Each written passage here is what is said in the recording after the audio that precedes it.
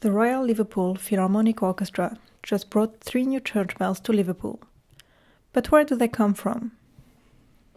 The orchestra already owns 4 bells, which were made in the Whitechapel Bell Foundry in London. But it closed in 2017, so the new ones were made in the Netherlands at the Royal Eichbouts Foundry. The bells are made of a special, very hard bronze, a mixture of tin and copper, melted down and poured into each cast. After the metal has cooled, the casts are removed, revealing the bells for the first time. The excess sand is scraped off, and once polished and tuned, the bells are sprayed with graphite powder for a darker finish. The bells are finally shipped to the Liverpool Philharmonic Hall, where they will be played for the first time by percussion section leader Graham Johns.